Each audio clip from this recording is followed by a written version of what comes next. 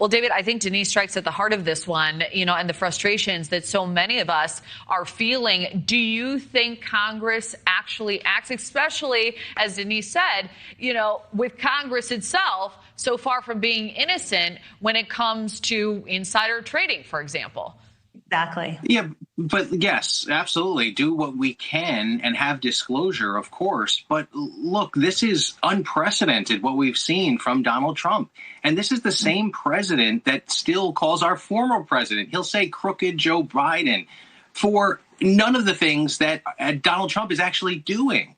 All of this stuff, he would rail against Joe Biden, against Hunter Biden for perceived things that he could never even prove. Now we have proof. We see over $1 billion in cryptocurrency scams, really, that he has made money from. It's absurd. You have $4 million from watches, hundreds of thousands of dollars from Bibles. I mean, we have never seen the profiteering from the Oval Office that we have seen from Donald Trump. So I appreciate trying to point the finger and all of that. But please, the buck stops with the president, and set an example. Set an example. Do an executive order to rein it in. Please do something, Mr. President, instead of just passing the blame, blaming everyone else except for yourself. Take some responsibility, please. Denise, I'll give you a chance. Political capital, spend it on doing something that actually makes a difference. Well, Denise, I'll give you a chance to respond, and then I'd like to get into the messaging on affordability, too. Yeah, I think that when people stand on a platform like the Democrats do about equality and about the things that they rail against, capitalism, all these things that Democrats have suddenly said they're against, and continue to make that kind of money that they do, like I just told you with Elizabeth Warren. But how about Nancy Pelosi? So much so that Unusual Whales tracks her. They started actually, tracking what she was making. And it's hundreds of millions of dollars over decades. So listen, I'm not saying that President Trump isn't wrong. I actually said that at the outset. But I think the real problem with credibility in this country is when people come on and try to politicize an issue by pointing fingers instead of just pointing out the facts. These are facts. All of us need to take responsibility for what we do with our parties and say, where do I start? Where's my responsibility in holding my party accountable? And I try to do that every day that I'm on TV. I try to paint the picture in a fair way that says, yes, my president that I supported and I voted for isn't doing the right thing. I don't like it. I think it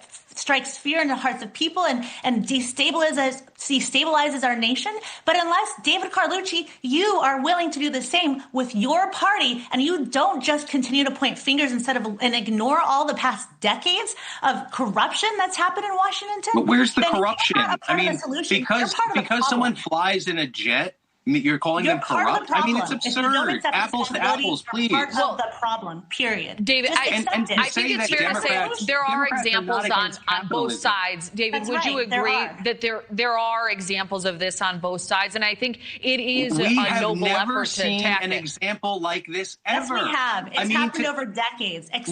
No, I'm sorry. $2 billion while sitting in the White House? I'm sorry, but this is the example. This is the example. Okay. To say that someone profited a few dollars off of stocks is one thing. All right, well, let's not a finger pointer. Well, so let's change the laws so it impacts everyone. I agree with that. Yourself. All right, start with your party. Myself? What would you like me to do? All right, I got to jump in here, and I appreciate the passion. And I think there's an argument here about the scale.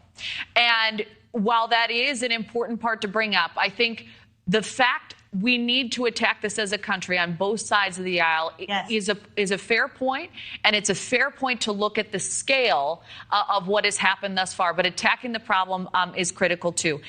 Let me ask you this, because we're celebrating America's 250th, and Americans are planning to mark this with celebrations all across the country. We do have a national poll that shows 32% of Americans feel worried. So, Denise, I'll start with you. Why do you believe that is? And how does the president reset the tone regarding these concerns?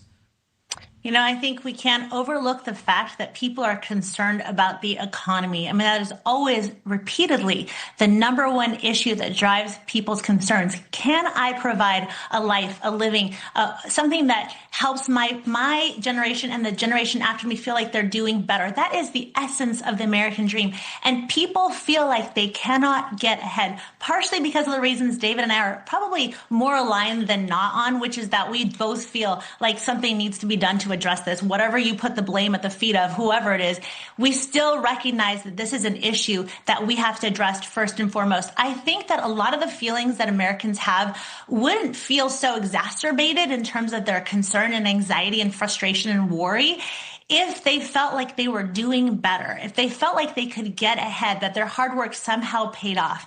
And unfortunately, what we're seeing in terms of policy proposals, they're either non-existent or there are things that are anathema to the very essence of what it means to be an American, like the very principles that we stood upon, like anti-capitalism, which has actually raised more people out of poverty than any other economic system in the world. So there's got to be a sense that people feel like if they work hard, there's a fair system that allows them to move forward. And that's not what they're seeing laid out for them. And both parties have responsibility for perpetuating sort of that inequality within the system. Understood. David, we're up against the clock here. I want to give you the last word. Yeah, look, I think that's true. I think it's that people are willing to pay the price if you could see the promise. And that's the idea, that we believe in the American dream, but we believe we can make it better. And I think that is the issue. And unfortunately, we see partisanship creeping in, even in these celebrations, where it shouldn't be about one person. It should be about the 340 million Americans that call this country home. And I think those are the things that start to eat away at your sense of pride when you see, oh, it's not about America, it's about the president. And that's not right. So I'm hoping we can all reflect, pay tribute to this country, to its founders and the people that have sacrificed so much over these past 250 years, and reflect on where we're going as a country and commit ourselves to doing what we can to improve it and not pass the blame. Well, what a beautiful way to end a very spirited segment. I love it. So much passion on this 250th anniversary. Denise Grace Gitsum, Dave Carlucci, wonderful to see you both. Thank you. Yes, happy 4th. Thank you. Happy 4th.